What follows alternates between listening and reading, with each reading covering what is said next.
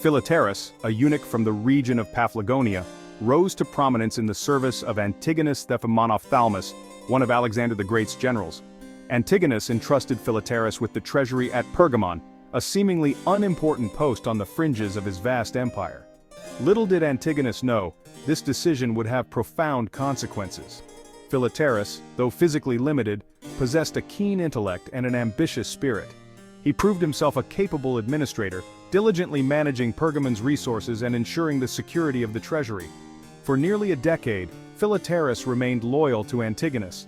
The death of Antigonus in 301 BCE at the Battle of Ipsus threw the Hellenistic world into turmoil. Antigonus's vast empire was divided amongst his rivals, the Diadochi, with Lysimachus claiming control of Anatolia, including Pergamon. Philetaerus, ever the pragmatist, pledged his allegiance to Lysimachus, and was allowed to continue governing Pergamon. His loyalty, however, would prove to be a fleeting thing. Lysimachus, like many of the Diadochi, was more concerned with expanding his power than with consolidating his gains. He entrusted Philetaerus with even greater responsibility, appointing him strategos of Pergamon and charging him with overseeing the surrounding region. The relationship between Lysimachus and Philetaerus began to sour. Lysimachus, suspicious of his subordinates, demanded ever-increasing sums of money from Pergamon to fund his military campaigns. Philetaerus, resentful of these demands and recognizing the growing instability of Lysimachus's rule, began to plot his own course. He secretly reached out to Seleucus Nicator, another of the Diadochi and a bitter rival of Lysimachus. Seleucus, eager to undermine his enemy, welcomed Philetaerus's overtures. In 282 BCE, Philetaerus made his move. When Lysimachus was away campaigning in the west, Philetaerus declared his independence from the Seleucid Empire and transferred his allegiance to Seleucus. He handed over Pergamon and its considerable treasury to Seleucus, a move that significantly bolstered Seleucus's resources and weakened Lysimachus's position. Lysimachus, enraged by Philetaerus's betrayal, immediately marched on Pergamon to crush the rebellion. He was met, however, by the combined forces of Philetaerus and Seleucus at the Battle of Corupedium in 281 BCE. The Battle of Corupedium proved decisive. Lysimachus was killed in the fighting, and his empire crumbled. Seleucus emerged victorious, his power solidified by Philetaerus's timely defection. Philetaerus, having proven his loyalty and strategic acumen, was richly rewarded. Seleucus granted him control of Pergamon and its surrounding territory, recognizing him as a client king. Thus, at the age of 60, Philetaerus, the once obscure eunuch from Paphlagonia, found himself the ruler of a small but prosperous kingdom. Philetaerus, wise and pragmatic, understood the precarious nature of his position. He reigned not by right of conquest or lineage, but by the grace of Seleucus. To secure his newfound power, Philetaerus embarked on a shrewd course of action. He remained a loyal vassal to Seleucus, providing troops and tribute when required. At the same time, he carefully cultivated his independence, strengthening Pergamon's defenses, expanding its territory, and establishing diplomatic ties with other Hellenistic rulers. Philetaerus's reign marked the beginning of the Attalid Dynasty, named after his father Attalus. Though he himself never married or had children, Philetaerus adopted his nephew Eumenes as his heir. This act ensured the continuation of his dynasty and the preservation of his legacy. Under Philetaerus's rule, Pergamon prospered.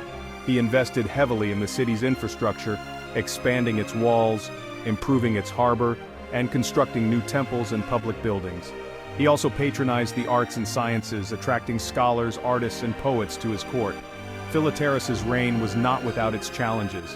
He faced threats from neighboring Galatian tribes and from rival Hellenistic rulers. However, his cunning diplomacy and strategic alliances allowed him to navigate these threats successfully. He played a key role in the First Syrian War, siding with Antiochus I Soter, Seleucus's successor, against Ptolemy II, Philadelphus of Egypt. Philetaerus's support proved instrumental in Antiochus's victory, further solidifying Pergamon's position in the Hellenistic world. Section 5. A Legacy of Culture. Philetaerus's contributions to Pergamon extended beyond its political and economic spheres. He was a renowned patron of the arts and sciences, and his reign witnessed a flourishing of culture in the city. He funded the construction of the famed Library of Pergamon, which would eventually rival the Library of Alexandria in its vast collection of scrolls and manuscripts. He also patronized renowned sculptors and architects, commissioning impressive statues and monuments that adorned the city.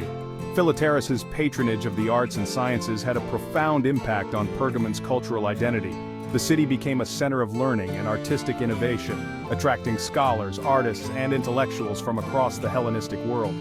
This cultural flourishing continued under his successors, transforming Pergamon into one of the most renowned centers of Hellenistic civilization.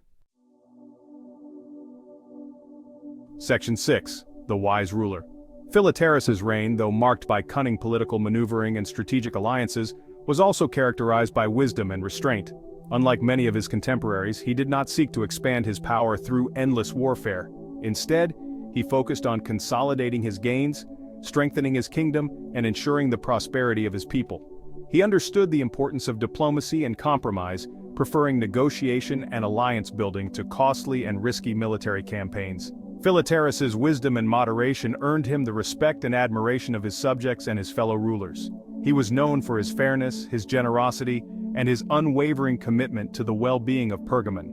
His reign, spanning over 2 decades, laid the foundation for the Attalid Dynasty's rise to prominence in the Hellenistic world.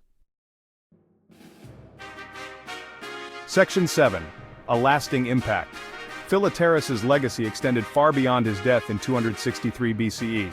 The dynasty he founded, the Attalids, would rule Pergamon for over a century and a half, transforming it into one of the most powerful and influential kingdoms in the Hellenistic world. Under their rule, Pergamon reached its zenith, becoming a center of culture, learning, and military might. The Attalids continued Philetaerus's tradition of patronage, funding the construction of magnificent temples, libraries, and theaters. They expanded the city's territory, establishing Pergamon as a major regional power. Philetaerus's legacy is also evident in the enduring cultural and artistic achievements of Pergamon.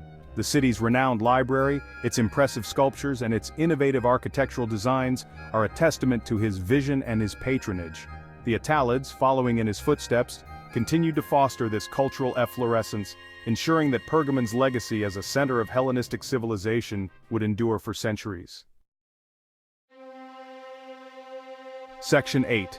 Conclusion. The enduring legacy of Philetaerus.